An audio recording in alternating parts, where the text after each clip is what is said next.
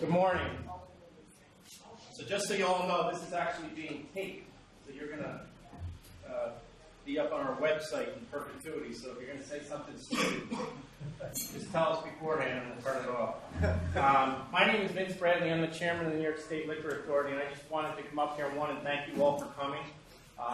It's amazing the amount. This is our third meeting over the last, I guess, 6 weeks, and it's amazing the amount of turnout we've had. I actually think we've gotten about 2/3 of the craft brewers in the state to attend, which is amazing.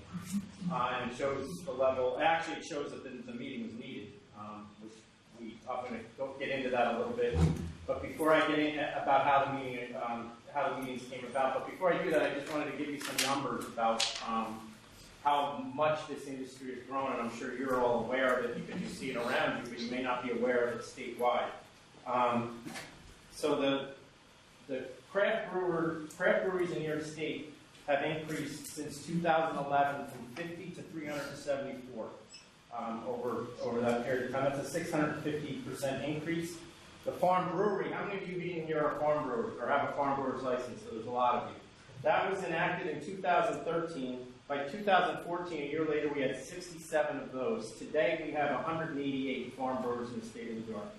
In the capital region, in the Hudson Valley, there's 103 craft brewers. That makes up for 25% of the craft brewery industry in the state of New York. And those two regions together are the largest concentration of brewers. The capital region has 44 craft breweries, and the Hudson Valley, where I'm from, has 59. So the growth has been amazing. It's actually phenomenal. And it shows no sign of slowing at this point. We still get between 6 and 12 new applications for breweries throughout the state every month. And it seems like that's been the consistent number over the past, at least since I've been here over the last 3 years. We're actually about to set the record for the largest number of brewers in the state of New York, and that record, I believe, is in the 375, and the reason we haven't announced it yet is because many of you have dual licenses, so we're actually waiting until we have the total number of breweries.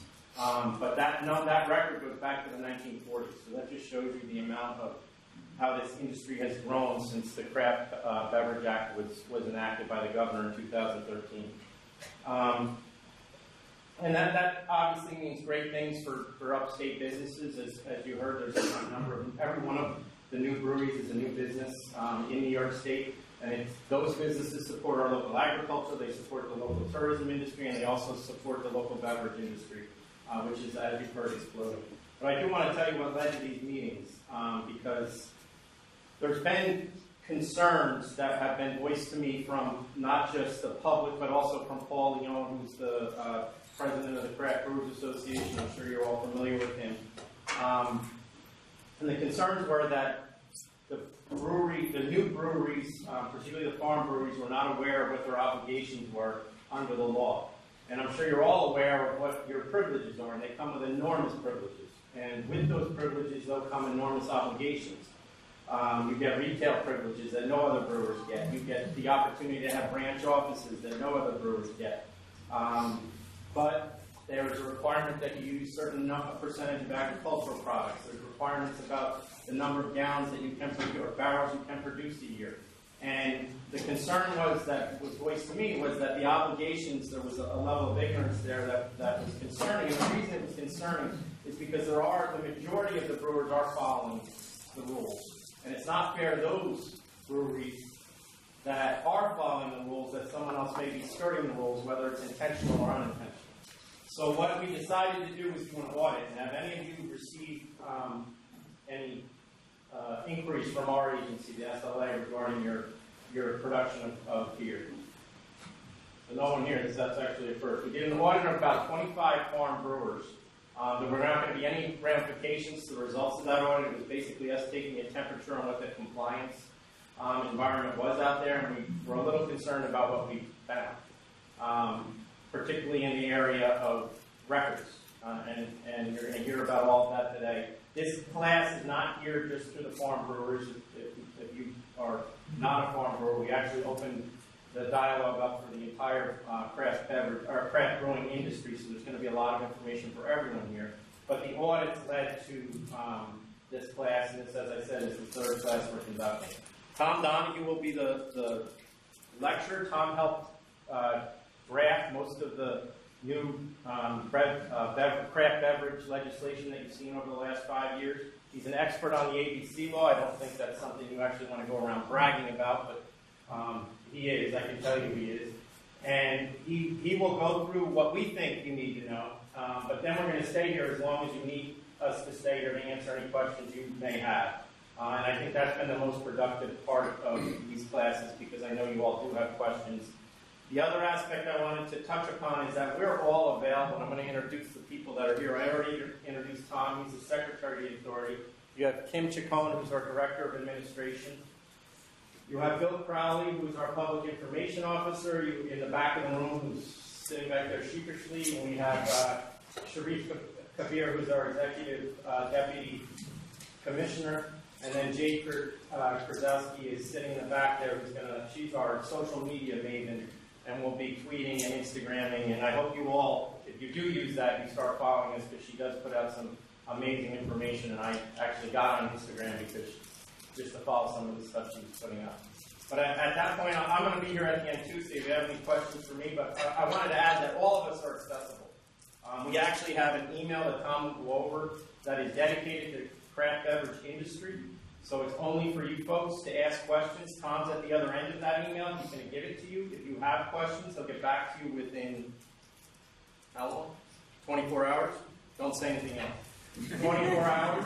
And I think that's been very helpful, so I encourage you to use it. If you don't use it and you want me to direct answer immediately, you can pick up the phone and call me. As I said, we're all accessible.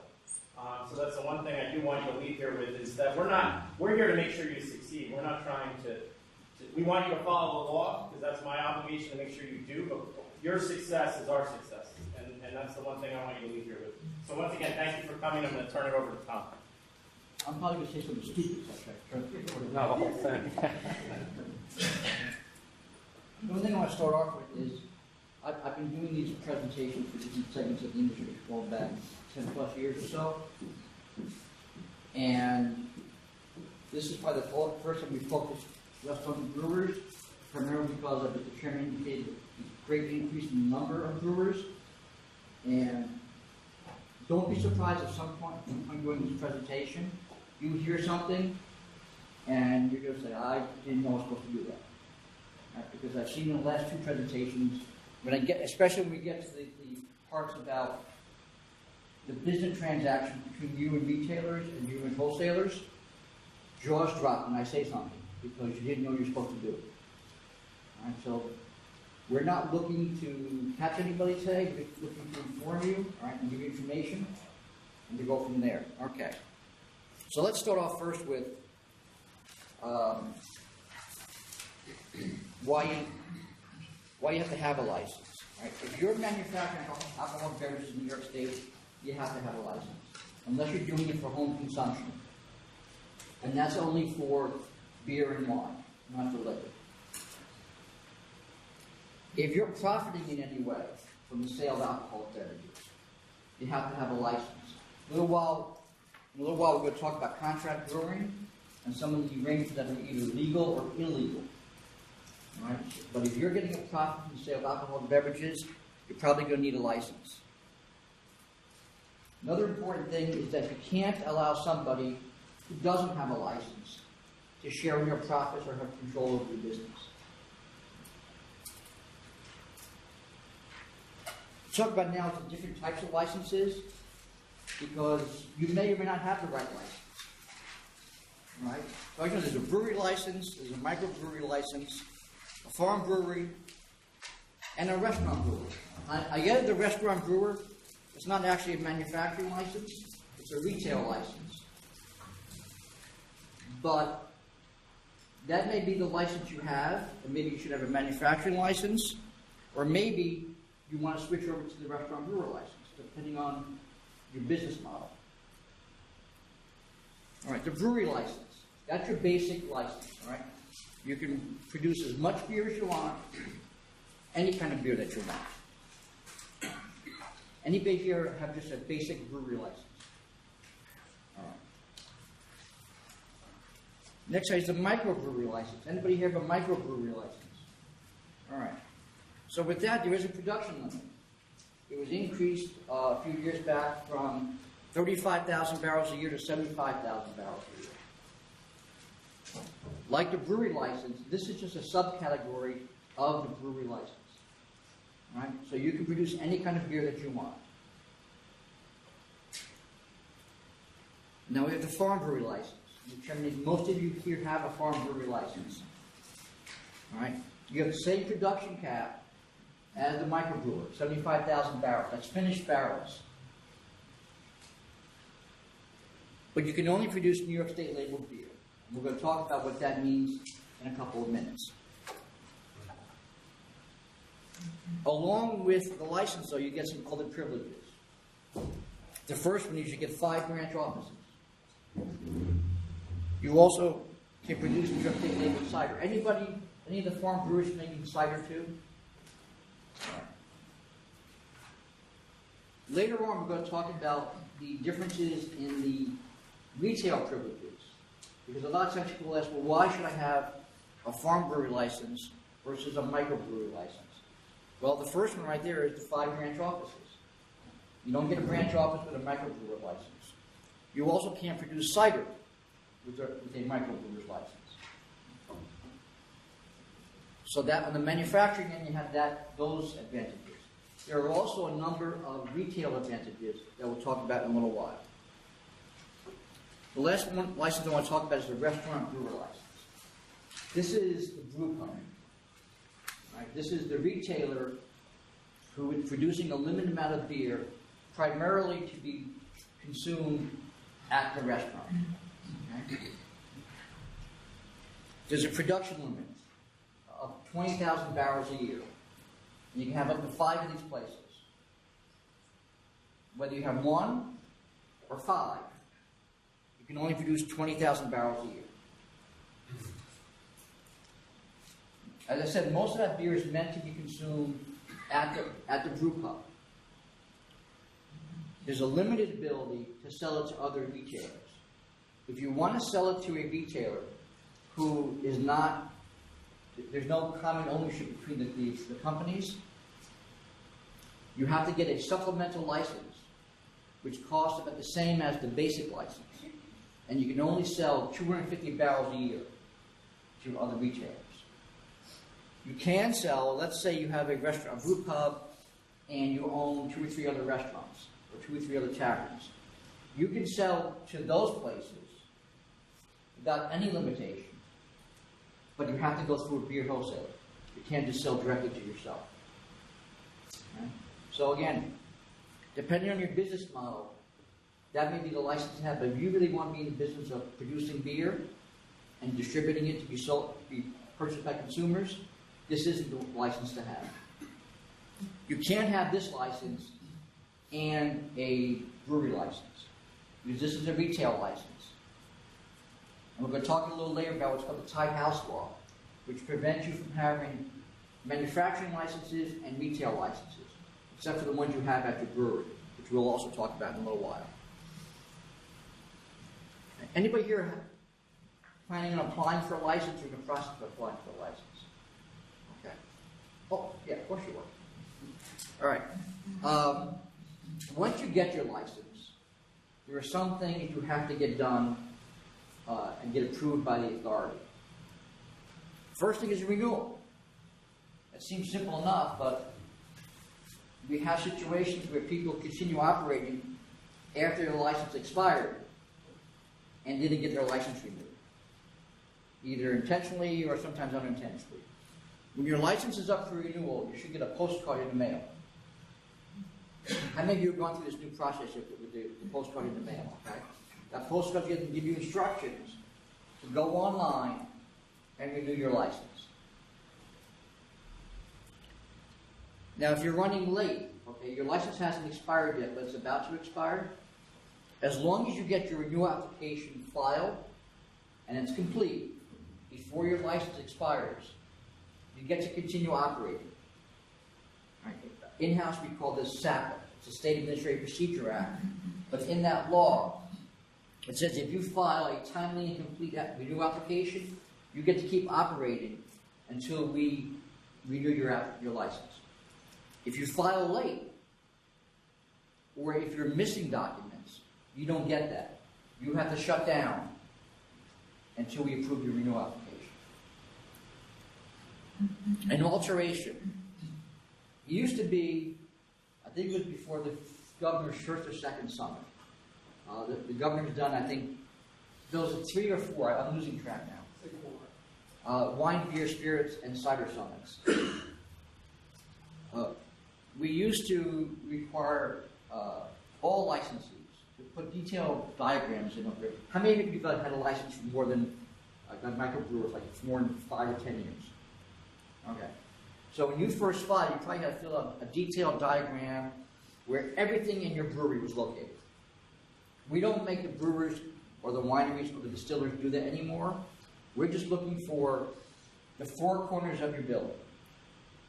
And if you're going to have a property license beyond the building, and we'll talk about why you want to do that in a second, your property line. Whatever the property is that you want licensed, that's what we want to know. Okay? So if you're going to build another building, or you're going to make the building bigger, or you're going to add land to your licensed premises, you need to file an alteration application before you make the alterations, not afterwards. Corporate changes. Most people nowadays don't get a license in their own name. It's either in a corporation or an LLC. If you make changes to that corporate structure, the officers, the directors, and major stockholders, you need to get that approved ahead of time by the authority. Right? You can't wait till afterwards.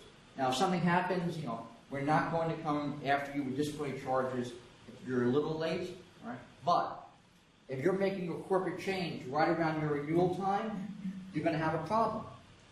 A lot of times we see you get a renewal application and it's signed by your new president. But according to our documents, he's not your president. Somebody else is. And we're not going to accept that renewal application. And so it's important that you get those changes approved timely. Removals. This may sound kind of obvious, but we've had situations where licensees pick up their business and move someplace else and don't tell us. The license follows you and the property. You can't just pick it up and take it someplace else because your name is on it. All right, so if you're going to move, and I don't mean just expanding your property, but I mean picking up and moving completely to a new location, that's just almost like a new application. You have to follow a renewal application. Can you speak to the lead times required to each of these different items?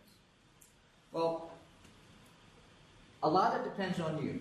Okay, a new application, I think it's 45 days or so, somewhere in that period, it takes to process it. But a lot of that is on you making sure you get everything to us. All right? So if you submit a complete application, that speeds things along. A corporate change can go pretty quick because we don't care about the licensed premises anymore. We don't need a new diagram. We just need a personal questionnaire for the new people and the document showing the transfer, let's say it's a stock transfer, showing how the stock's being sold. Right? So we need fewer documents. If it's an alteration, that's not that big of a deal either. All right? Probably in this one, the biggest one is the removal. That's almost like a new application because you're moving someplace else. We still have the information about you, but we don't have the information about the new location. Right? And then you're also going to have to deal with TTB, right? Because you're going to a new location. Yes? With regard to corporate change, I just went through a process of converting from a sole proprietor to a partnership. That was a completely new application. Yes. There's not, so there's No, because what that is, there's no alteration, as you say. no. An alteration is an alteration to the licensed premises. Okay. What you did was not a corporate change. You transferred your business from one entity, a person, to a new entity, a partnership. Okay? Correct. It didn't matter that you were one of the partners. Okay. It's a new business. It's a new legal entity. The one thing we do, kind of streamline, if you will, if you are a sole proprietor and you're going to transfer your business to a corporation or LLC, where you're the sole principal of the LLC, we have what's called an endorsement application that you can use to do that, because it's just one person, okay? But when you're talking about adding somebody else, that's a transfer of your business to another entity. So you're saying by the word corporate, you are talking about another entity. Now, when I say corporate changes, okay, Yes. I'm talking about Somebody- your existing corporation, Okay. okay? The license is in Corporation ABC, and you are making changes within Corporation ABC.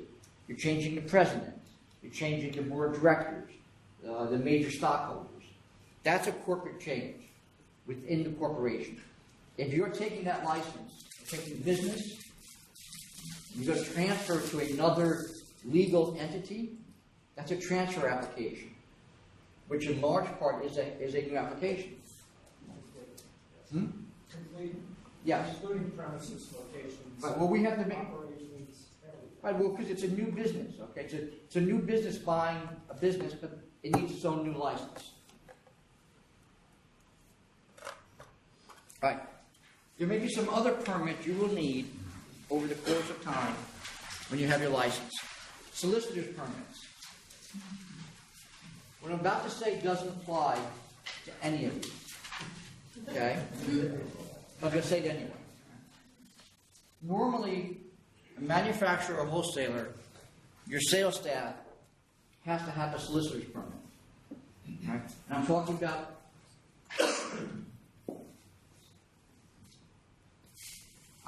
about the people out on the field, okay, who are collecting orders. I'm not talking about you have somebody, at a phone at your office, taking orders, all right? If you have sales staff out in the field, they have to have a permit, solicitor's permit. When the Sunday brunch bill was passed, was it 2 summers ago, that changed the hours on Sunday from noontime to 10 a.m., included in there was language that eliminated the need for craft manufacturers. And when we say craft manufacturers, we're talking about the micro licensees, micro brewers, micro distillers, and the farm licensees. Eliminated the need for your sales staff to have to get a solicitor's permit. All right? There is an advisory on our website. I should note that a lot of times the authority, Chairman Bradley, Commissioner Ford, will put out guidance about certain topics in the form of what we call advisories. They're on our website. There is an advisory. What number is it here? 2017, number 4. It talks about who needs a solicitor's permit and who doesn't. For the most part, since you're all microbrewers and farm brewers, you don't need to worry about that anymore. A warehouse permit. Let's say, for example, that at your licensed premises you don't have enough room to store your inventory. And you can't expand your location to make your licensed premises any bigger. All right? Let's say that you've licensed a parcel of land that includes your brewery building and is a storage facility on that property. Well, you can just file an alteration application to include that building as part of your licensed premises, and you don't have a problem, because you're still on your licensed premises. But if you can't do that, you're going to need to put your inventory someplace. And you have to put it someplace that has a warehouse permit. Right? That could be a place that you have, someplace off-site that is yours, and you want to store your product. Or it could be a third party. A lot of third-party businesses operate warehouses that have a warehouse permit for licensees to store their product. Excuse me, would that include unfinished material or like just empty bottles? We only care about alcoholic beverages. Okay. So if it's supplies or anything else that is not up to the point of being an alcoholic beverage, we don't care where you store it. All right. So if you have, let's say you have a building on your property, but you're not going to put it as part of your licensed premises, you're gonna store non-alcoholic products there, that's fine. Right, we're only worried about the alcoholic beverages. Okay, thank you. And if you have a warehouse permit, you can store alcoholic beverages that belong to other licensees. Right? You can't do that at your brewery, okay? At your licensed premises, you can't store another brewer's product. But if you have a warehouse permit for another location, that's a separate business. And you can take in, other licensees' product to store for them. Yes, sir? Question, how would that apply to contract brewing? The question was, how does that apply to contract brewing? I'm going to talk about contract brewing a little while, because when people use the phrase contract brewing, we're not always talking about the exact same thing. All right, so I want to make sure we're all on the same page with that. Trucking permit. As a licensee, you can transport your own product in a vehicle that's owned or leased by you and operated by you. Without all you need is a copy of your license, you throw it in the glove box, you're good to go. The vehicle has to be owned or leased by the licensee. Okay, so the license is issued in the name of something, corporation, partnership, LLC, or to you individually. That's the entity that has to own the vehicle. It can't be your personal vehicle. It can't be the personal vehicle of maybe a stock boy that you have who works for you. He's got a pickup truck and he's going to deliver product for you. That's not covered by this. Okay, it's going to be a vehicle owned or leased by the licensed entity and operated by the licensed entity. And all you need to do, like I said, is take a copy of that license certificate, keep it in the vehicle. Other than that, you need a trucking permit. Yes, sir. Does that also only apply to the alcoholic beverages and not like material goods? Yeah, all we care about are the alcoholic beverages. Okay. Transporting the alcoholic beverages. If you don't do it that way, you have to get what's called a trucking permit. Or use somebody who has a trucking permit. FedEx, UPS, they all have trucking permits. A lot of truckers have trucking permits. All right? To cover that vehicle. Yes, sir. So when you say the licensee, would that include employees of the corporation? No, the licensee. So if the license is issued to ABC Corp, that vehicle has to be owned or leased by ABC Corp. I mean, it can be driven by an employee. Oh, right. Right, but it has to be owned or leased by the licensee. Okay. All right? The marketing permit. Does anybody here have a marketing permit? All right. I won't ask who doesn't have one, but you should have one. Okay? What the marketing permit does is take every permit in the ABC law for off-site tasting and bottle sales, puts them all together into one permit. All right? What that permit, actually we're going to talk a little later about what you can do with that marketing permit. Now I want to talk about the New York State labeled beer requirement for farm brewers. Until January 1st of 2019, 20% of your hops, 20% of all the other ingredients of each product line you have has to be New York State grown. All right? So it can't be collectively, I make 10 beers, and this one's 10%, and this one's 30%, so it evens out to 20%. Each product line has to be to 20% requirement.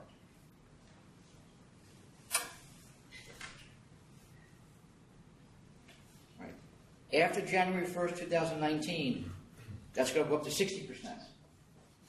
60% of the hops, 60% of all the other ingredients. And then, after that, it goes to 90%. Yes, sir. Does that include yeast? Oh, yeah. Yes. Is it by volume? As it It's by weight. So, right. So, literally, if you took all your ingredients and put them in piles, and weighed them, that's how it should work out. Excluding water. Excluding water, yes. And hops, hops is a separate. Hops is kept, yeah. So hops 20%, and then everything else you use. Cumulatively, 60% of that. Right. So if you're using right now, 80% hops, New York hops, that doesn't factor into the other 20%. Yes, sir? Somebody had a question here. I think I would share the same yeast. There are very few yeast manufacturers in the state. I think there's one. You said all ingredients. Could you elaborate on ingredients of beer? Whatever you're using to produce the beer. That would be including yeast. Yeast is not available in the state unless somebody will help me out. I think there's one in Rochester. I think it doesn't matter because yeast is a small amount of weight. Since that is a larger category, like your actual grains are much more heavy than yeast. So you need to readdress this. This is all calculated by weight. Yes. So if I use yeast, you're saying 20% of the yeast. No. It's 20% of the hops. Okay? And then all your other ingredients put together. Okay?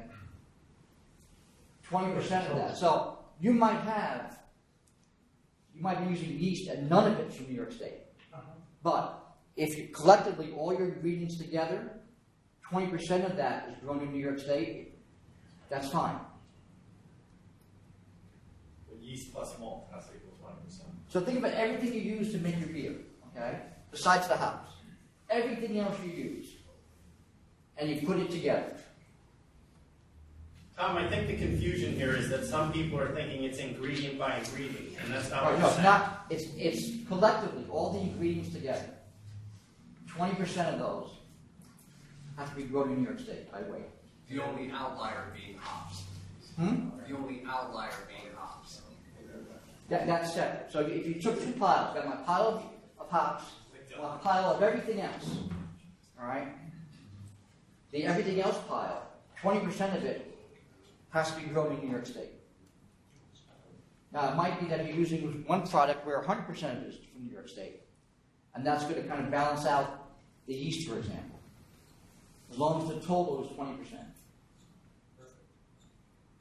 right. We're on the same page with that now? Yes, sir. I just have a question about the hops. What if none of the hops that we use in the beer are grown in New York State?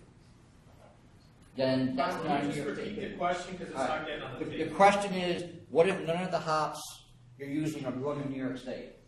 Then that's not a New York State labeled beer, and a farm brewer can't make it. Okay. All right. It has to be, right now, 20%.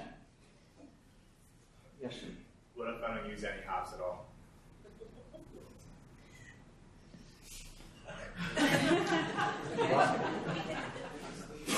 As long as 20% of that is zero. Meaning the other. See, he's the chairman's about to say, I'm usually going to say something stupid. And now he's got me on the recording saying something stupid. As long as 20% of all the other ingredients. Right? Yes. What sort of documentation needs to be supplied to ensure you're meeting those All right. percentages? So what we're going to look for, I mean, we're not going to take each of your beers and analyze them. I'm not sure we can do that. Send them to Ag and Markets, have them do some kind of lab analysis. Our investigators are going to go, and they're going to look and say, okay, you produced X amount of beer, and you used X amount of hops, and you should have those records. We're going to talk a little while about the books and records you have to maintain as a licensee. So you should have in your business records the amount of hops that you purchased or you used, the receipts for them and so forth. And I know there's another question coming which I'll get to in a second. It's the person who's making their own hops. Okay? So we're going to say, okay, you purchased 100 pounds of hops. So there should be records that you purchased 20 of those from New York producers. Same with the other ingredients. But for those of you who are producing your own hops, we still expect to keep records of how much hops you're using in your production and where you're getting them from. So, if you let's use that 100 pounds of hops again, right? If you're using 100 pounds of hops in the production of your beer, and you say, well, but it's all my hops. Well, we're going to say, show us the records that you're producing those hops. If you're only producing 5 pounds of hops a year, then you're short someplace. Right? So we're just looking for documentation to show that you have you purchased or grew the necessary amount of hops and the other ingredients. Now I know sometimes you have a situation where, well, maybe you're buying the hops from a farmer and he's not giving you any paperwork. You need to get paperwork. Because putting aside your requirement for the New York State labeled beer, you're required to keep records of all your transactions, which we're going to talk about a little bit later on as far as books and records are concerned. Right? So you should have these records anyway. Somebody in a question had that, yes. We do hop pelletizing, mostly New York State hops. This year we did probably close to 33,000 pounds. The one frustration a lot of these hop growers are having is they're growing the hops, we're pelletizing them, they're paying for the pelletizing, nobody's buying them. Has there ever been thought to having a voucher system by the hop pelletizer, and I'm putting that out there because I think this is something that's needed, to issue to the grower a voucher of how many pounds of hops per package, and then when he sells them to a farm brewery, the transfer of that voucher. To kind of certify that they're New York grown? Yes. Tom, repeat that question. So it's on The suggestion was that there be something done where there's some certification, some document certifying that what you're getting through the distribution system is New York State product. That's probably something that maybe Ag and Markets might be interested in looking into, because we don't get involved, the SLA that is, in the production end of the ingredient section. Okay? But I know that Commissioner Ball had a task force going that was actually looking into the barley and the hops issues. I think the task force is still going on. And I know Cornell's been doing a lot of work on improving not just the quantity, but the quality of the hops and barley that are out there. So that might be something Dave might be interested in looking into. Yes, sir. To that end, is your sense the Ag and Markets and the authorities' intentions to stick with the schedule here, any step up in 2019? The question is about this schedule. That's set in statute. So the only way it's getting changed is by legislation. There is no discretion with with Commissioner Ball at Ag and Markets or Chairman Bradley at the Liquor Authority to change that schedule. I got a question. Yes. Up front here. Yeah. For those of us that produce our own hops, Mm-hmm. is a simple inventory addition for what we've collected? I mean, we do an inventory addition in September or August of what we've processed ourselves. Is that sufficient? I think something where some document where say if our investigator came to your place, Mm-hmm. would say, okay, look, they produced 100 pounds of hops, they kept 50 pounds for themselves, and sold the other 50 pounds, right? Or the other 50 pounds is in storage someplace, and that we use that 50 pounds. That sort of stuff would be fine. How you want to do that internally, documentation, is up to you. But as long as somebody can come there and say, okay, I kind of follow the trail where the hops went. Okay. We don't sell anything though. We actually buy a lot of hops from other farmers, but we do produce some of our own. I was just wondering if a simple addition in a spreadsheet. No, as long as some paperwork to say, look, we grew 100 pounds of hops and we used it all. And then we look to see, okay, then you purchased 300 pounds of hops someplace else. Well, that's 25%, so you're good to go.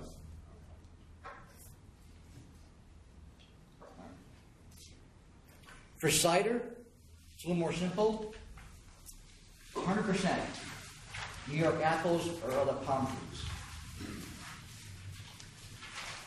And just a reminder, the alcohol content of cider has to be at least 3.2%, and now because of legislation that was done a couple years ago, up to 8.5%. It used to be 7%. Distribution issues. This is where we start getting to things where I think a lot of you, because you weren't in the business, in the industry before, aren't aware of. First of all, as a brewer, any manufacturer in New York State can self-distribute or sell through a wholesaler or do both. We're going to talk in a second about what's called franchise agreements. Anybody has ever heard that term before? Franchise agreement? Who have you used wholesalers to sell your beer? Okay.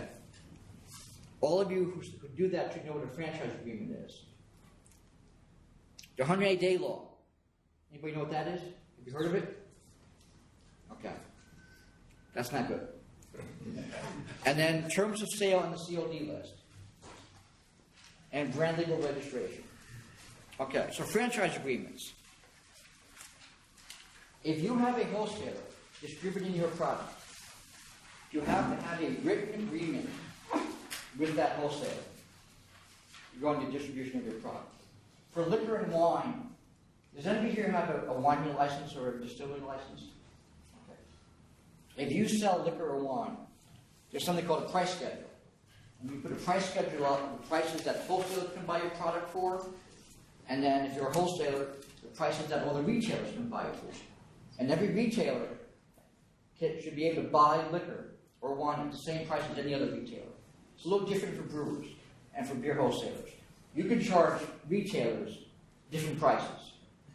You know, if there are 3 grocery stores lined up in the same street, you can charge each one a different price. Right? Liquor and wine can't do that. But if you're using a wholesaler, you have to have a written agreement with that wholesaler. And for the most part, you cannot get out of that agreement unless you show good cause.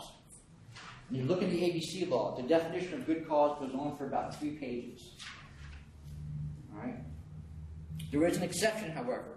If you are a small brewer, you make less than 300,000 barrels a year, and you make up less than 3% of that wholesaler's business, you can get out of that franchise agreement without showing good cause. The purpose of that is that if you have a relationship with a wholesaler, and they're not really paying attention to your product and not moving it, this will let you get out of that and go find another wholesaler. You will have to reimburse the wholesaler for the value of the distribution rights that you're taking away from it. But you don't have to go through the whole good cause issue and potentially arbitration and litigation on that. The 180-day law. If you lower your price that you charge to a wholesaler, now that normally will be governed by the franchise agreement. So let's talk about the retail. Anybody sell directly to retailers? Okay. That include restaurants? Yeah, when I say retailers, I mean any on-premises, off-premises, all of them. If you lower your price that you charge to a retailer, you cannot raise that price for 180 days.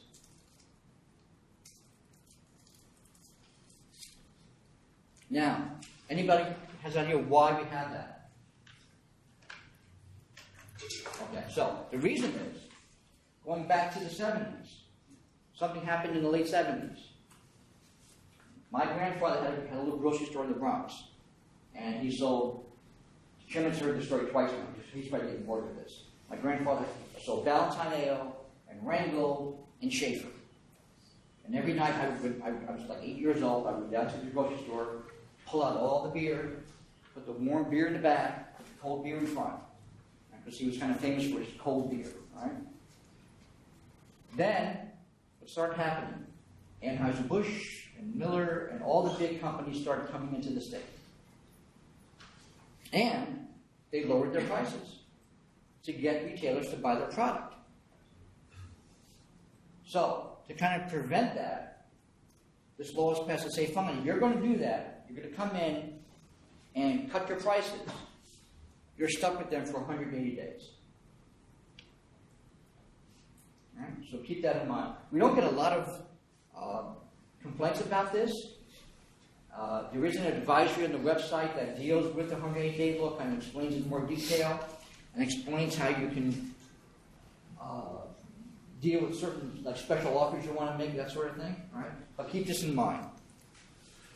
All right. In terms of sale, there's 2 ways you can sell product. Cash and on credit. We're talking about the cash sales first. Cash means U.S. currency, certified bank check, money order, or electronic funds transfer. No credit cards, no debit cards. Right? You cannot accept payment from a retailer. Not about wholesalers are different. You can't accept payment from a retailer with a debit card or a credit card. You can also accept the retailer's check as long as it's not post-dated. And it has to be the retailer's check. We get a lot of situations where a check is handed in and it's in somebody else's name.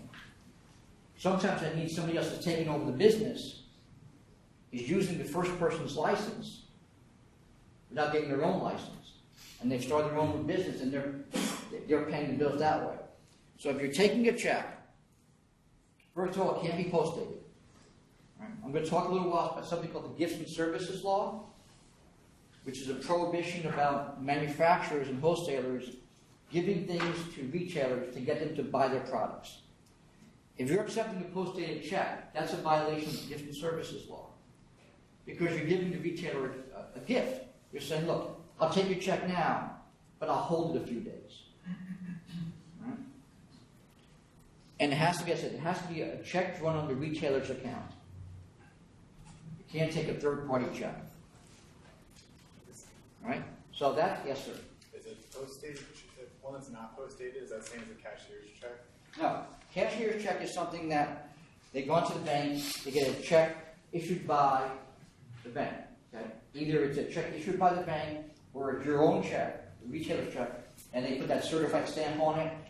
So the bank is certifying the funds are there. It's almost like cash. What I'm talking about is today's December 14th, and you make a delivery to my grocery store, and I hand you a check that's dated December 20th. Oh. And it's fine. Wink, wink, hold that until the check clears. Okay? You can't do that. So as I said, there's two ways to take care of payments. One, cash on delivery, just like I said. The other is credit sales. I'm not talking about, like I said, credit cards. I'm not talking about where you set up the terms of the credit. The law sets up the credit schedule and the terms. Liquor and wine is pretty easy to explain to people. If delivery is made on day one and it's a sale on credit, payment is due on day 30, and then the wholesaler or the manufacturer, if the payment isn't made, has 5 days to tell us. With beer, it's a little more confusing, because there are these 2-week cycles. And we have a schedule of these cycles on our website. If a delivery is made within a certain 2-week cycle, payment for all those deliveries are due on a date later, which is usually a Friday. And let me give you an example. A delivery made on between 11/6 and 11/19. Okay? If you make a delivery to any retailer during that period, payment is due on 12/1. So by 12/1, you should have gotten payment from the retailer for that delivery. And as I said, that schedule is available on our website. We go and we issue a new schedule for every year. Right? It's kind of difficult to explain, right? But that's how it works. Can you say where you can find that on your website? If you go to, I think it's under the wholesaler section.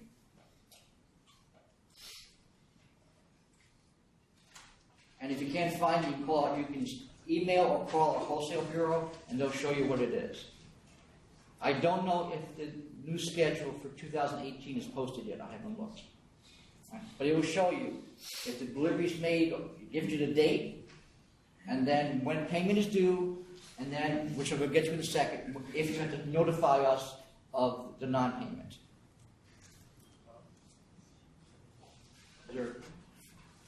All right. You don't have to give credit to a retailer.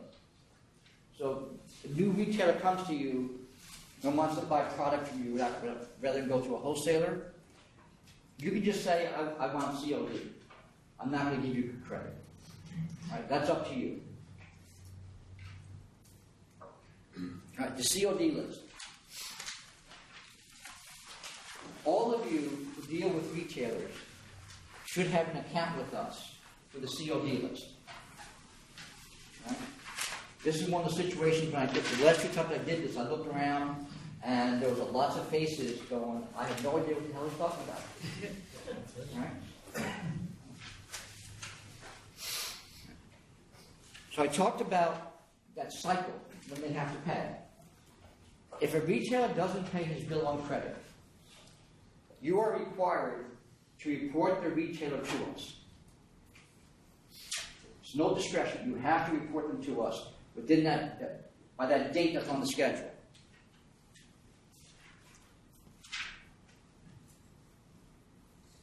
That retailer is then put on the COD list. That retailer cannot buy on credit from any manufacturer or wholesaler while they're on the COD list. So you have two obligations if you are selling to retailers.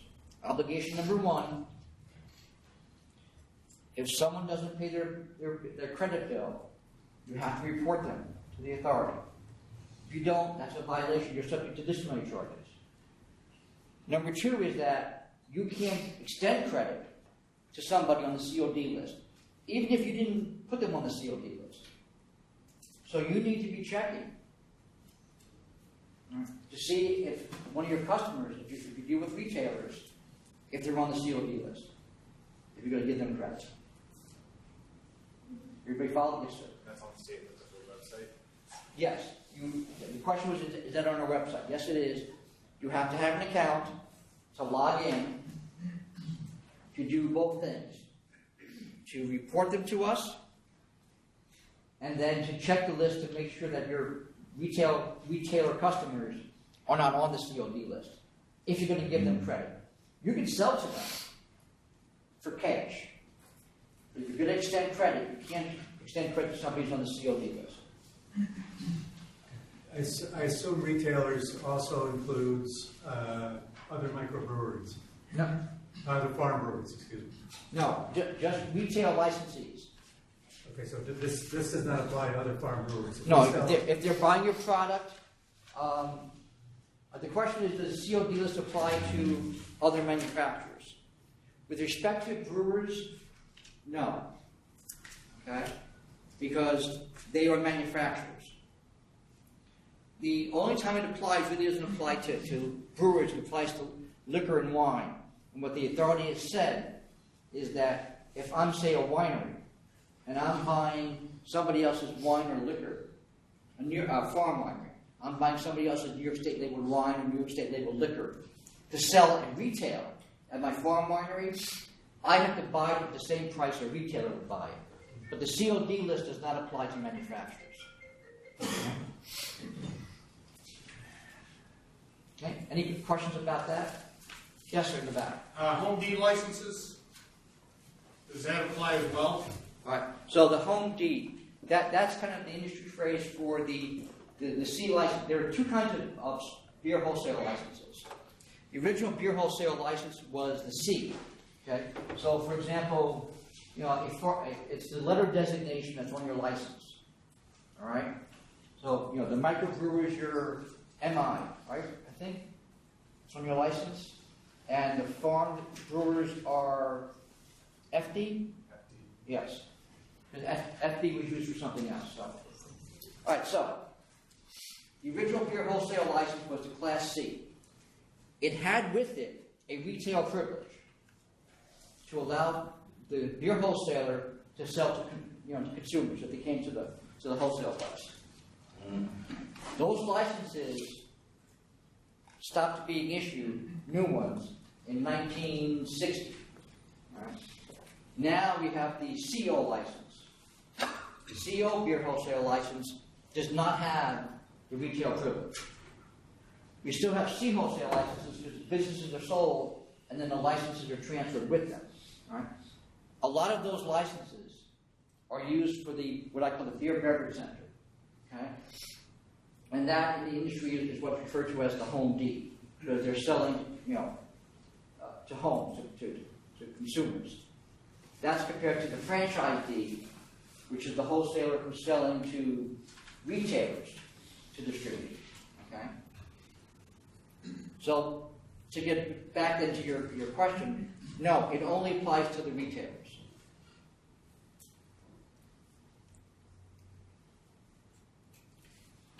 One thing about the COD list, I said you can only sell to them for cash on delivery, but you don't have to take their check.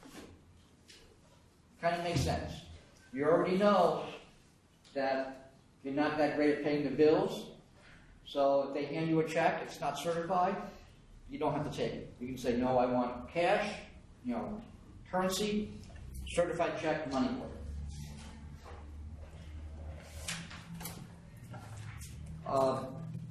When you get your licenses, and then when you renew your license, you probably see in the fee schedule on the website, there's your license fee, there's a filing fee, then there's something called ancillary fee. You may wonder what the heck that's for. Part of that ancillary fee goes to support maintaining the COD list. Brand label registration. Any beer or cider sold in this state, whether it's in a bottle, a can, if it's back to tap, however you're selling it, has to be brand label registered. You may or may not need a code. All right? I think the rule is that if you're producing it in this state and you're selling it in this state, you don't need a federal code. You still need New York State labeled brand label registration. There is a fee exemption. You still have to file, but there is a fee exemption for small batches. It's 1,500 barrels a year. Right? That doesn't mean if you produce 10,000 barrels a year and you're going to sell 1,000 of them in New York State and the rest out of state, the exemption doesn't apply. It's for the total production of whatever that product line is. We have, over the past few years, cut down on the paperwork involved and also the number of registrations. We used to have these supplemental registrations, so if you made a minor change to your brand label, you have to file for that. That's not needed anymore. And legislation that was signed by the governor is going to authorize us to create an online brand label registration system. Something like TTB does now.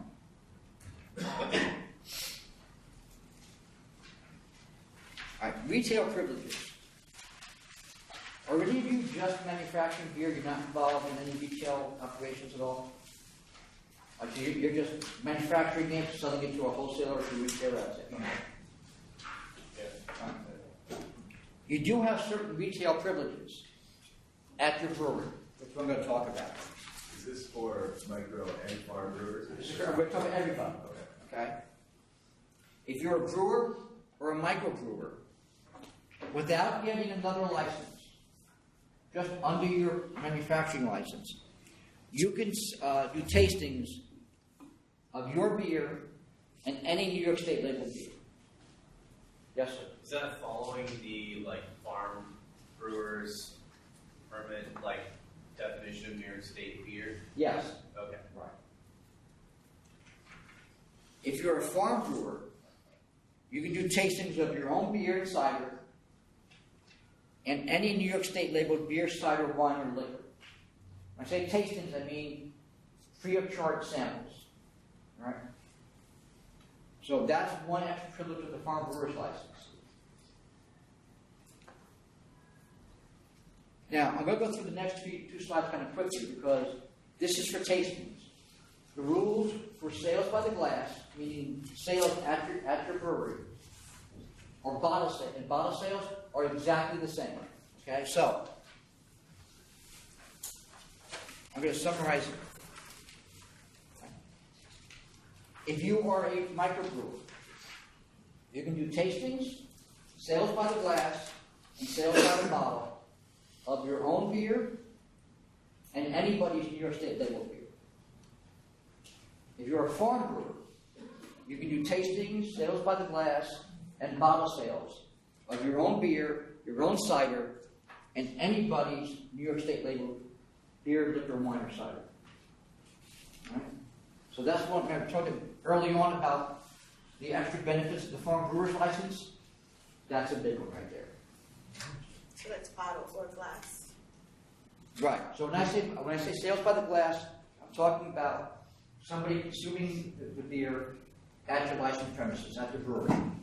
Sales by the bottle doesn't have to be a bottle. It could be a growler, it could be a can, a keg. They're taking it away, right? That's a sale by the bottle. Everybody got that? Okay.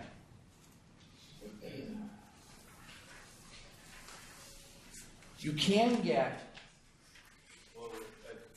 What's the minimal food requirement? For what I just talked about, a bowl of pretzels or the minimum food requirements for what you can do under your license is a bowl of pretzels or potato chips, something people can eat with their hands. Okay, that's it. Right? Does it have to be for sale or can it be? No. It has to be. Food has to be available for your patrons to munch on while they're doing tastings or sales by the glass of what you can do under your license. If you want to do anything else, let's say you're a microbrewer and you want to offer wine or beer or liquor, not your beer, but somebody else's beer and liquor to your patrons. It used to be, up until a couple of years ago, you had to have a restaurant at your brewery, which under the ABC law is a little impractical because that means a full kitchen, a full menu, the chef. We used to tell people you actually need a chef with a little white hat on, that sort of thing. Okay? Now you only have to meet what's called the tavern food requirements. Right? To meet that, we're talking about soup, sandwiches, frozen pizza, frozen burgers. It doesn't have to be anything you're making there. If you stop by the local sub shop and buy 100 subs and take them to your tavern, as long as the food is there and it's available. It can't be the menu from the local pizzeria, and the pizzeria delivers the food. The food has to be there and available for your patrons. All right? But if you can meet that food requirement, you can get an on-premises license to sell other alcoholic beverages. So you're just talking about the microbrewery now? This is microbrewery and farm brewery. Okay? So, a farm brewer, I can sell by the glass, New York State labeled liquor, wine, beer, and cider with my license. If that's all I want to do, and I don't want to offer non-New York State products, I don't need the on-premises license. I don't need to meet that food requirement. I can just have that minimal finger food kind of thing, and I'm good to go. Yes, sir. What is mead classified under? Mead is classified as a wine. So you would need either a winery or a farm winery license to get those. Now, since you mentioned that, we now allow for overlapping licenses. So, let's say you want to be a farm brewer and a farm distiller. You can get those two licenses at the same location. That works with any combination. It could be you having multiple licenses, or it could be, everybody in this front row getting a farm brewer's license for the same location to share the equipment. Right? That's fine too. The only thing to keep in mind is that if somewhere in there's a farm winery license, you have to be on the farm. The farm winery license is the only farm license that has to be on the farm. And those farm brewery and winery, do they have to be physically separated in any way, or can they actually be in the same room? Okay, so the question is, do two different operations, in this case, say a farm brewery and a winery, have to be separated? As far as the SLA is concerned, no. However, you might have to do that for TTV purposes. Because they may not let you keep, as a matter of fact, I'm fairly certain, they're not going to let you keep in the bonded area the beer and the wine together. You might have to have separate areas. Right? That applies to cider too. Yes. keep in mind that the SLA has our laws and provisions. Sometimes New York will let you do things that TTB won't let you do. On the flip side, is sometimes TTB will let you do things that New York won't let you do. Right? I know, for example, and I'm going to talk about the tight house laws in a little while.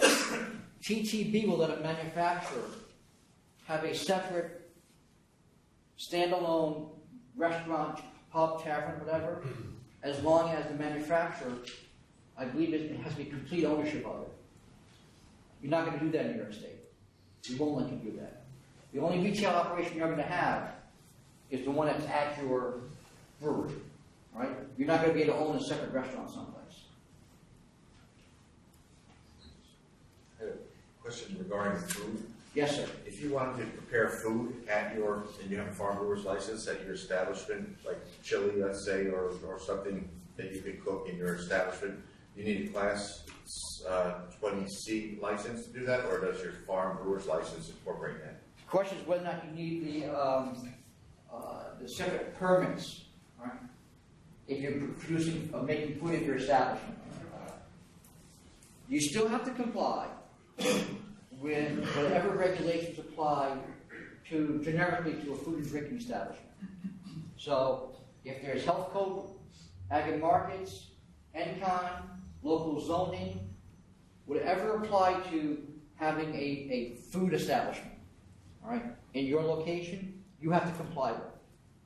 The fact that you, as a farm brewer, have the ability to offer food doesn't trump other things that say you have to comply with these as well. All right? That's just saying if you can do it, you can do it at the farm brewery as far as the SLA is concerned. All right? It doesn't mean you can do it even if the town or the county says you're going to need some health department, permits or anything else. Yes, sir. Suppose I order a pizza from town, it gets delivered, and I give it away. Does that matter? This is for the food requirement. If you, as the operator, the farm brewer, if you're having food brought in yourself, and then you're making that food available, you've met the food requirement. Okay. What you can't have is the consumers, the patrons, arranging for their own food from outside vendors. Okay. It's got to be you have to keep the food available and make it available to your patrons. And so it's got to be there. So I can't order it and have it show up and then say... No, the food I should be able to walk in and the food is there. What, can both things happen? So what's that? Can both, like, if we have food available and somebody orders a pizza from someplace else, is that... That's the question is, if you have the food available, can somebody order from the pizzeria? Yes. You've met your requirement. You have the food available. If your food's not that good and people don't want to have it, they want to order the pizza in, that's fine. Okay? As long as you have the food available. And this, can I just speak, this is if you want to serve anything outside of the beverages. Right. So just a reminder, this food requirement, this tavern food requirement I talked about, is only if you want to get the on-premises license. Now, saying all this, I want to bring up something else, because it's come up recently, and I want to say this carefully. A couple of examples of this came up. I know somebody in here was involved, because it's somebody whose farm brewery is in the town I live in, so I found out about it. If you have, and there's been a couple of examples since then. Food trucks. I heard the murmurs all in the back. Food trucks. Somebody who has a separate business. I don't care if it's a food truck, if it's a used car dealership, whatever, can't be doing business at your farm brewery or your microbrewery. So remember we talked about the licensed premises and what it is, all right?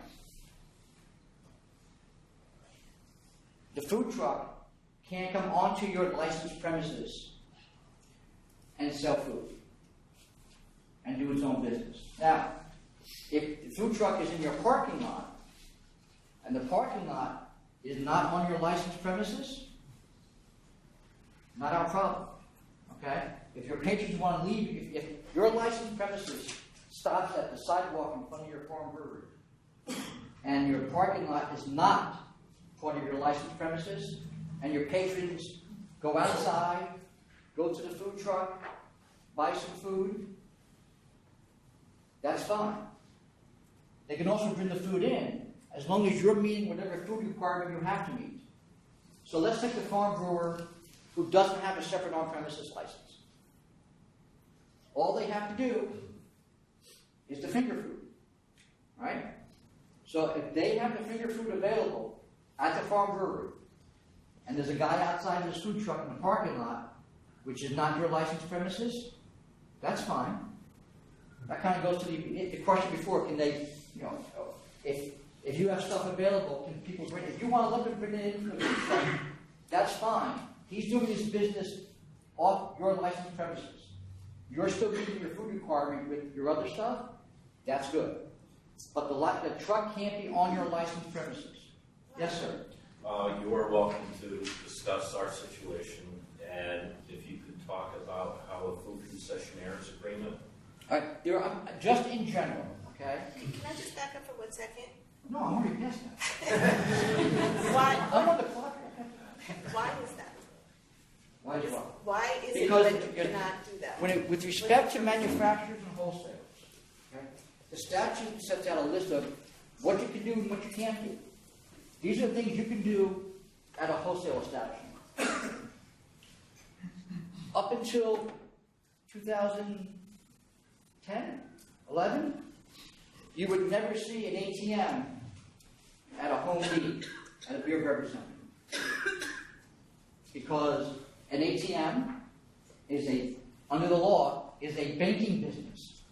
And for a beer wholesaler, just like package store, you don't see ATMs in package stores. They should better not. Because a package store can only do certain things, can only sell certain things. And an ATM is a separate business, so you can't have that separate business in the package store. And so there are standards in the law for manufacturers, for wholesalers, for package and wine stores, about what other businesses you can do. And what you can't do, probably right off the top, is let somebody else have control of some part of your licensed premises. Because you're supposed to be in control of it too. Because that's the main premises for it. Right? But for the food truck, there are ways to structure the arrangement so that the person with the food truck is not running his own business, but is essentially working for you. All right? Supplying food to your patrons. You're making the profit. There's a way to reimburse the food truck vendor, but it's your business. Okay, so we've had some situations like that recently where we try to explain how you can get the arrangement to comply with the law. Did I confuse you all enough? Very much. Okay. All right. So, going back to what I said before, it's kind of important when you apply for your license that you define what is and isn't your licensed premises. Whether it's the food truck, or let's say you have a really nice location and there's a gazebo outside, and people want to do weddings at the gazebo, or have picnics or office parties or whatever. Well, when you apply for your license, if you didn't include that area on your licensed premises, well, guess what? All these things I just talked about what you can do at the brewery, you can't do at the gazebo. So you need to make sure that the gazebo is part of your licensed premises. And if you're going to have the food truck show up, make sure that the parking lot isn't on your licensed premises. Okay? We'll go there and then there. If you have an on-premises license, can you have a food truck? The question is, if you have an on-premises license, can you have a food truck? There is an ability for an on-premises licensee to have a food concession agreement with a third party. That requires the authority's approval. Yes, you had a question, sir. Yeah, it's more concerning the patrons leaving an establishment, say the parking lot is not part of the Yes. licensed establishment, but they carry their beer to go order their food. Are they allowed to leave the establishment with product? As far as the ABC law is concerned, you can sell beer to go. It can be in a sealed container, it can be in a growler, it can be in a plastic cup. However, a lot of municipalities have open container laws. And the minute that person leaves your farm brewery, that may be a violation of the open container law, so you need to check. Right, so it may not be, we're still on the premise, but just not the brewer's premise. It may be up to the landowner. It might be up to the landlord, yes. Okay. All right, so we talked about, oh, yes? Sorry, one quick question. There's something on my head. So if we have a microbrewer's license and a farm brewery license, both of those things, do we only need to meet the minimum food requirement? Okay, so if you have the question, you have a microbrewery license and a farm brewery license, what food requirement do you have to meet? Well, if all you want to do are those tastings I talked about, then it's just a finger food. And sales by glass. Right. Okay. One thing to keep in mind is that if you have multiple licenses, the privileges don't kind of intermingle. All right. So let's say that you have a farm. I'm trying to think of a good example here. It's not for beer from distilling, but this is a clear example. Most distillers have no retail privileges at the distillery. None. Except for a farm distiller. Farm distiller has almost the same privileges as a farm brewery. It's its own liquor, and any New York State label of liquor, wine, beer, and cider. If I have a farm distillery license and a micro distillery license, it doesn't magically mean that what I produce under my micro distiller license, I can now sell by glass, even though it's not New York State legal. All right? So just keep in mind that your licenses don't blend, even if you have what we call the combined manufacturing license, which is something we created, was created last year, where if you have multiple licenses, rather than deal with multiple renewals and multiple forms, you fill out one application, and for administrative purposes only, the licenses are combined. Right? So you get one renewal, one filing fee, one license to put up, one renewal. That doesn't mean that all your licenses are magically combined for the privileges, and you can kind of like just forget about everything I've just been talking about. All right? All right. So we're talking about food trucks. So that's good. Marketing permit. The marketing permit takes pretty much every permit allowed for manufacturers under the ABC law, puts them into one permit. It's $375 for 3 years. It's a marketing permit. This is for off-site. You can do off-site tastings, again, no charge for tastings, and bottle sales. At the county fair, state fair, farmers markets, not-for-profit events, and any retail establishment that can sell beer. So other than packaged and wine stores, it means anybody. You can do that if you have the marketing permit without giving us any notice. You've got your marketing permit, you're good to go. If you want to do it someplace else, you got to get 15 days notice. You want to set up a booth at a mall for a day, okay? Because it's the holiday season, all right? And you're going to rent a booth at a shopping mall. You need to give us 15 days notice. Why?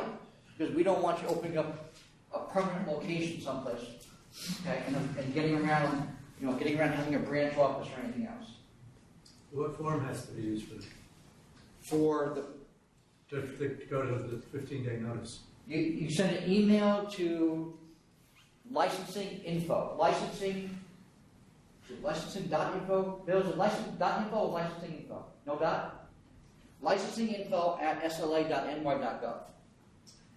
Bill, was that a yes, no dot, or a yes, no dot? Oh, okay. We'll find out before the meeting. They'll find out before the meeting. Like the contact, like. Yeah, if you go to our contact page, it's there.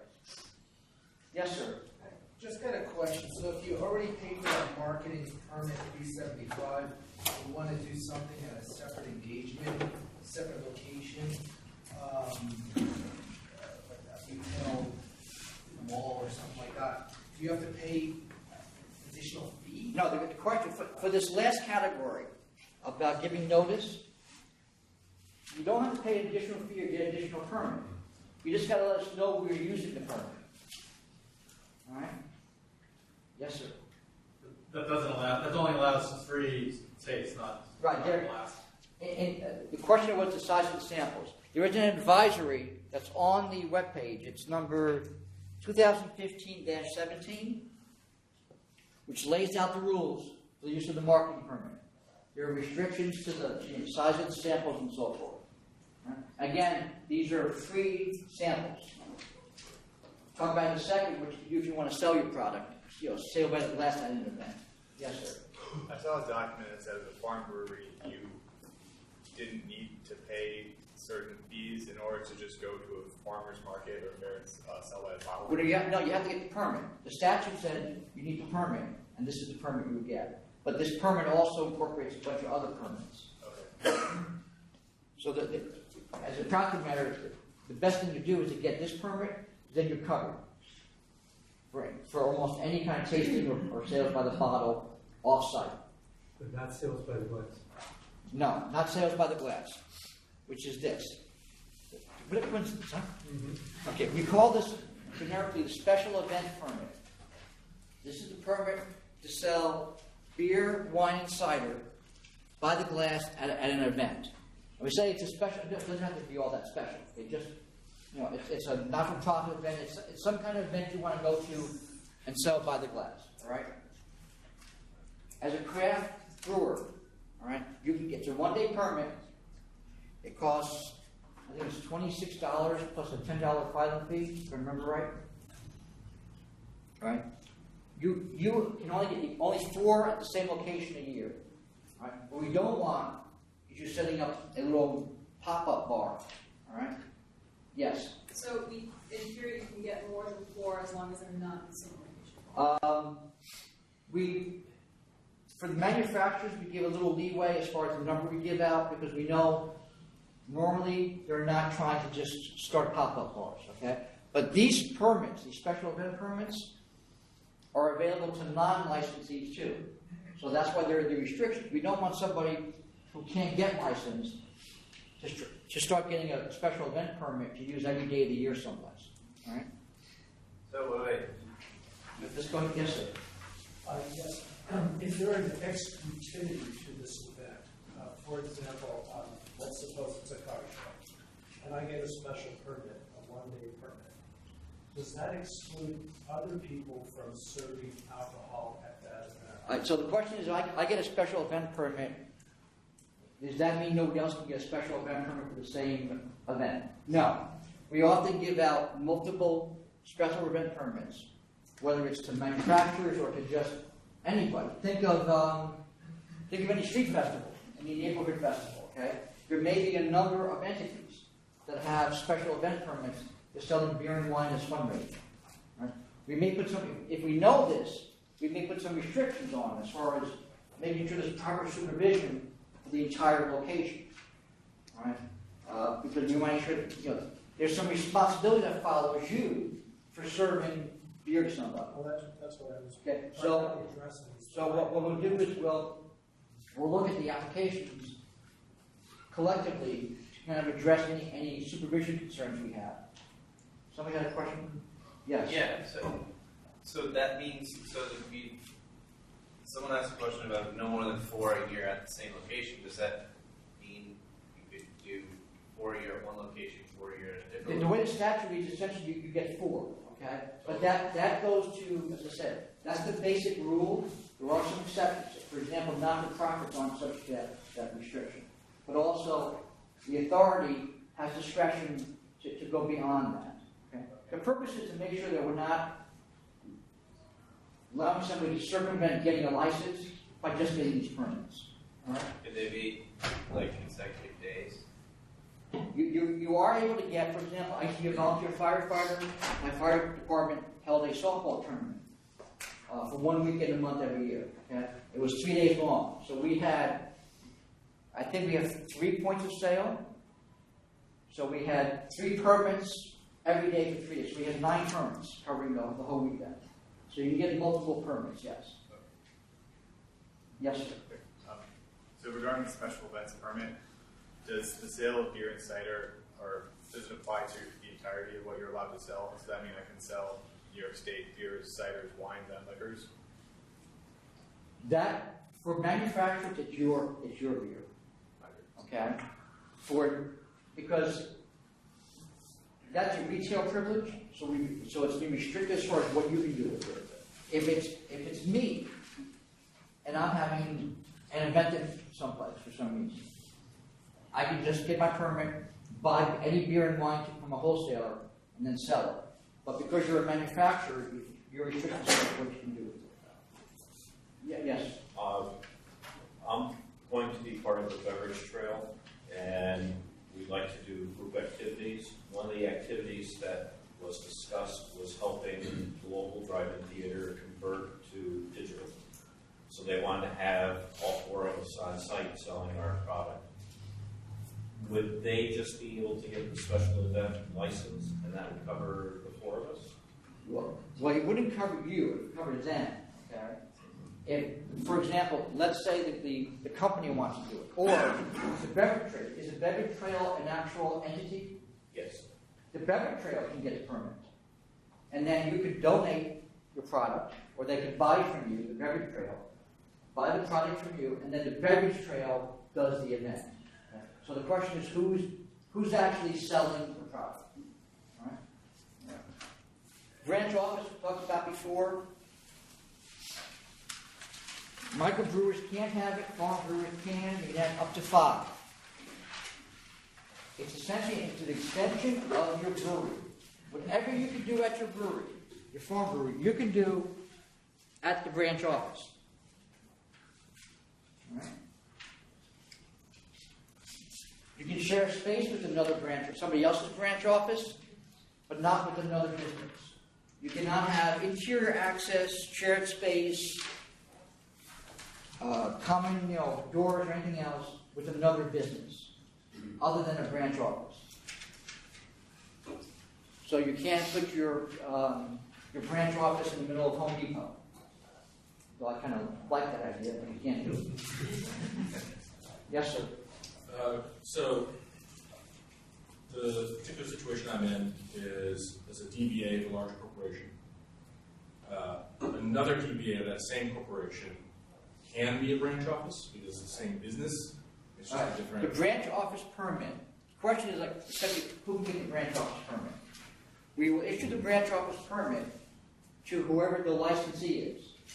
Now, if the licensee is ABC Brewing, right, and you want to call your branch office something else, maybe the brewery itself is ABC Brewing, okay, just simple as that, and you want to call the branch office a different trade name, that you can do, but it has to be.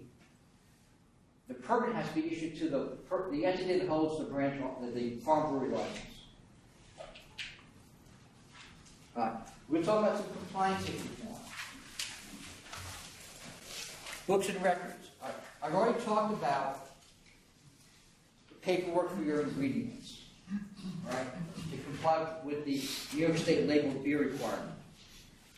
You need to maintain a record of all your business transactions.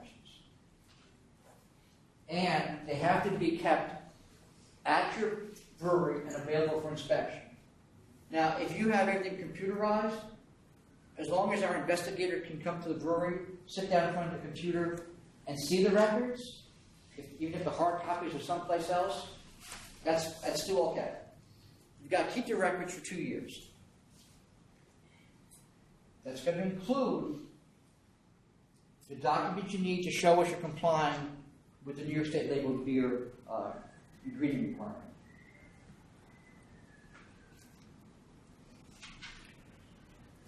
The statute specifically refers to the ingredients. You don't have to tell us your formula for making the beer, but the ingredients.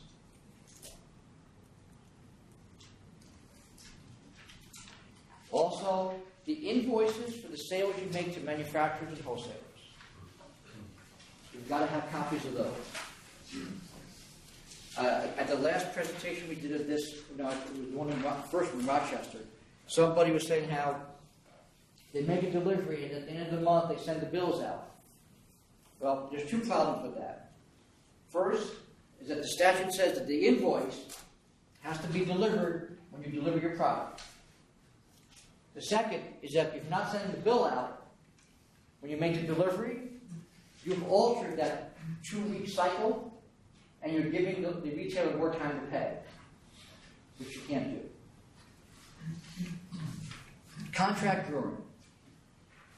We have an advisory out that says contract brewing is a business relationship between two New York State licensed brewers or a New York State licensed brewer and an out-of-state brewer, okay? Where one of them is making beer for the other brewer and then selling it to them in bulk. That's contract brewing. I probably get 4 or 5 inquiries a month about somebody who has a cool idea for a brand name of a beer, or a wine, or a liquor. And they want to sell that. They don't want to make it. They don't want to be involved in the distribution of it. They just want to make money off their cool brand name. All right? You can't do that. Remember early on I said about you can't let somebody who doesn't have a license share your profits? That's this. Okay? So if someone comes to you and says, I want you to brew a beer for me. It better be one of 3 things. Another brewer, and you're going to sell the beer to them in bulk, and they're going to sell it as their own. Or a wholesaler. Maybe the wholesaler owns a brand name. And he comes to you and says, I want you to produce a beer, put this brand label on it, and then sell it to me, and then I'll distribute it. That's okay too. Or a retailer who owns the brand name. Okay? So I have a pub, okay, Tom's Pub. And I want to have a beer that says Tom's Pub's Beer. Right? And I own that trade name.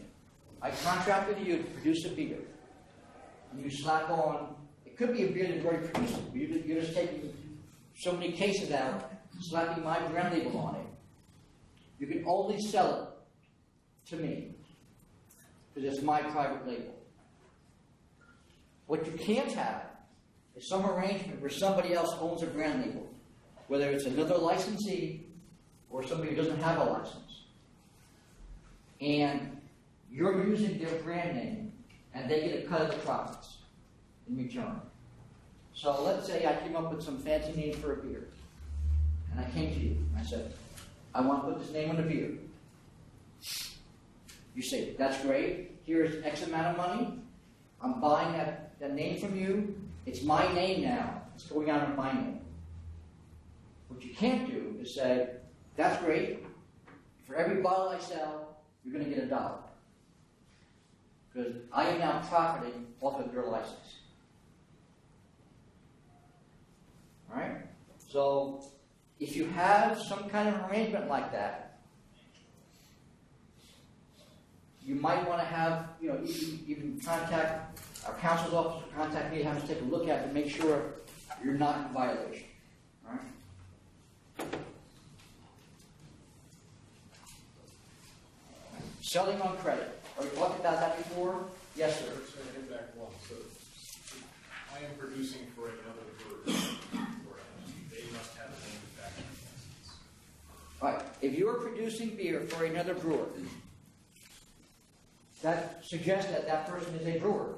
And if they're in New York State, they have to have a New York State license. They have to be producing themselves 50 barrels of beer a year themselves. That's required. All of you should know that. For any brewer, you have to produce yourself 50 barrels a year. So, if I have a contract with you, and I don't have the production capacity, I'm just making 100 barrels a year, I can contract with you to produce more of my beer for me, and you're going to sell it back to me in bulk. I still have to make 50 barrels a year. I just can't sit down and do nothing. So then in the event of a guy with a full name, who just says, I want you to make beer for me, I don't have my own facility or anything like that, what would he need? Okay, so the question was, using my example, somebody comes up with kind of a nice name for beer, he's not licensed. As I said before, either he has to be a licensed brewer, a licensed wholesaler, or it's a private label and he's a retailer. If he's not licensed, you're not making his beer. It's your beer. And it's got to be your brand label on it. If you want to use whatever beer I had, you're buying my concept, I'm done with it. And it's now your beer. I'm not getting any cut of the sales or anything else. You cannot let me do that. It's called a veiling. When you allow somebody else to benefit from your license, that's an availing. That may be the most serious violation of the ABC law there is, because it goes to the heart of why there's a law. We issue licenses to people and places. All right? If you're letting somebody else who's not on the license use that license, that's a big issue. So then if you were doing a private label for somebody. Private label, question is, has to be there's a licensed retailer. All right? I'm a licensee. I have my little chapter. All right? I come up with a little name. I want to sell that product. You're producing the beer, and it could be honest with you, it could be any beer. I may just say, look, you have an IPA. I want you to toss these labels on 100 cases of that IPA. You sell it to me as my private label. You can only sell it to me, to no one else, because it's my label. Yes, sir. Can you private label for a wholesaler? No. I mean, there are wholesalers who own brand labels, and they range. So, in some respects, that's kind of like what you're talking about. Right? But if you're producing it, it goes back to there has to be a franchise agreement. Okay? So you can restrict the sales, okay, because you're going to have a franchise agreement between you and the wholesaler. So you can restrict who gets that product to just that one wholesaler. And then that wholesaler then sell it to whoever. Yes, sir. I guess I just want to engage on that one further. So if they're not manufacturers, or they're not manufacturing, we're manufacturing for them product to then sell or however they may go about it. Do they need a retail permit, a wholesale permit? All right. I want to go with this again because if you're making beer for somebody else, They are buying it from me. if you're making beer for somebody else and you're selling it, you can only sell, unless it's to a consumer for their own household consumption, you can only sell beer to somebody who has a license or permit if they're in this state. If you sell it to somebody out of state, the sale goes by the laws of that state. So if that person is in this state, and you're selling it to a person to resell, that person has to have a license in this state. So I guess what license would they need?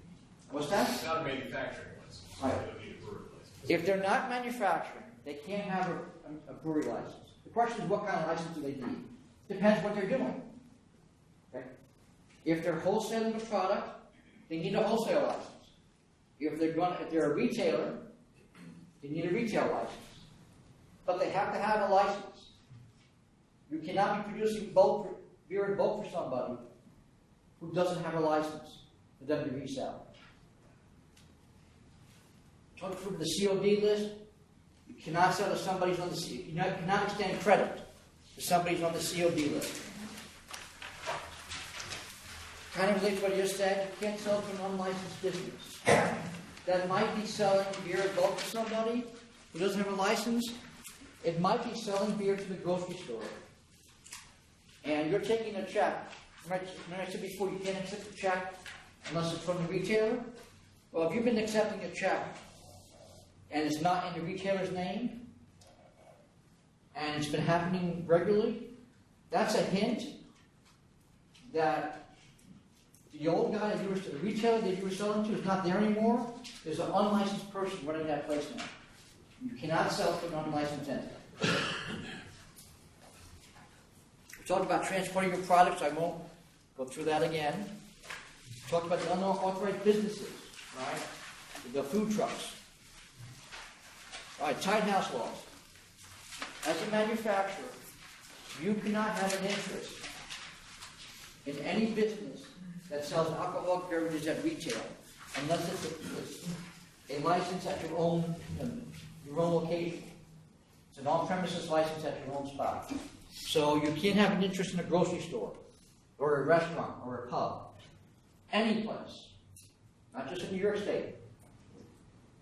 You cannot have an interest in any place that sells alcoholic beverages, not just beer, at retail.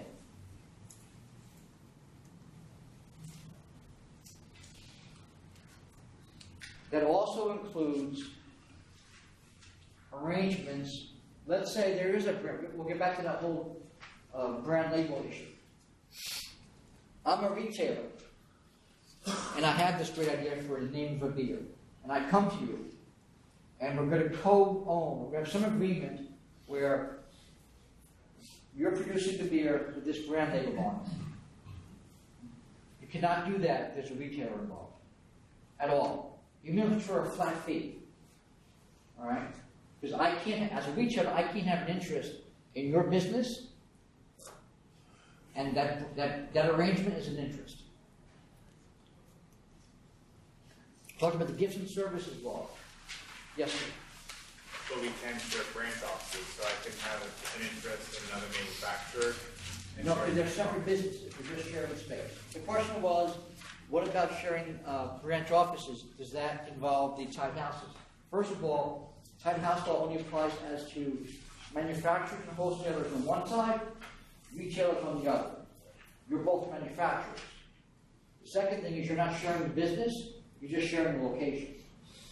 Right? You can't commingle your businesses, you just have multiple businesses at the same location. Yes, sir. Does that extend to, say, you've got the brewery ABC, which holds the license.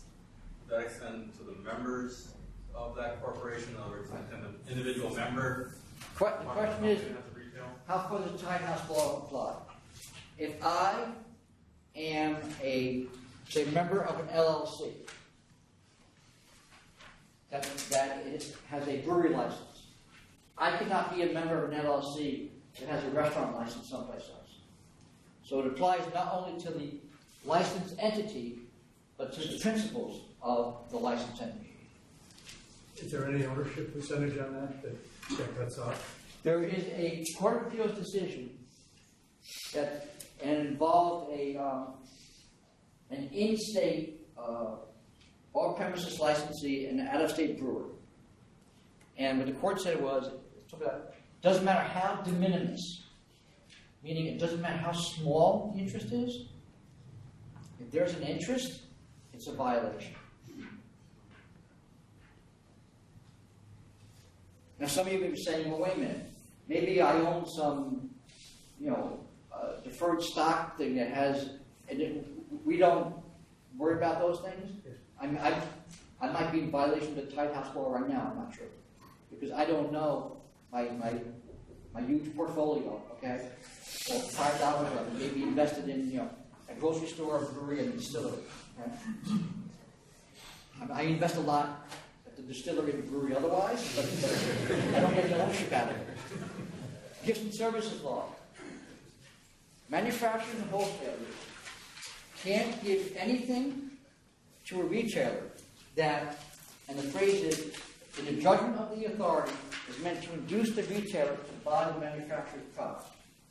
As a practical matter, is there any reason why you would give something to a retailer other than to get them to buy your product?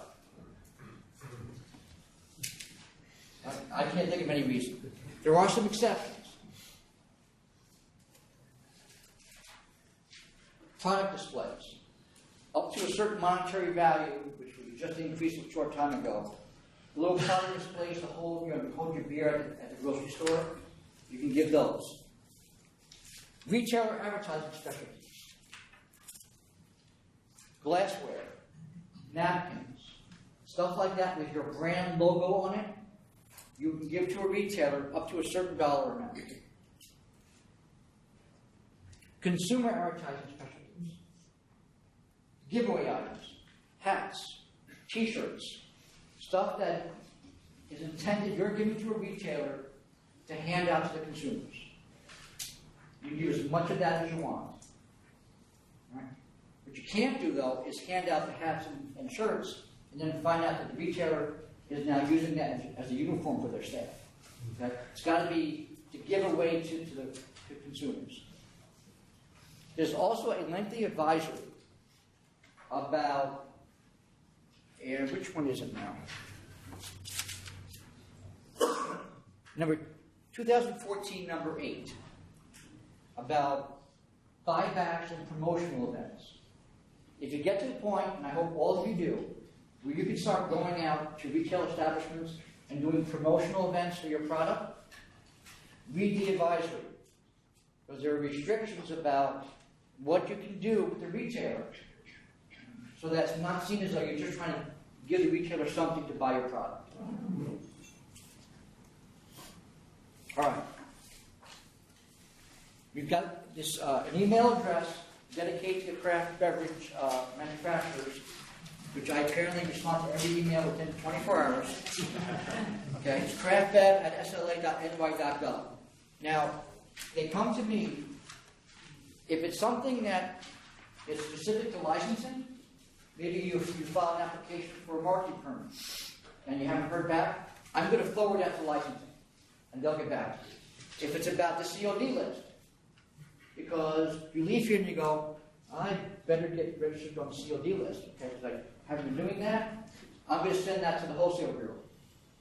All right. But any questions you have, whether they're compliance questions, licensing questions, you can send them there. All right. That being said, that's the end of my presentation. As I said, we'll be here if you have any questions. I think Kim has a room reserved till 4 o'clock. I'm not saying that one. With that, Chairman, is there anything you wanted to add? I thank you all for coming. I hope you learned something, and good luck to you all.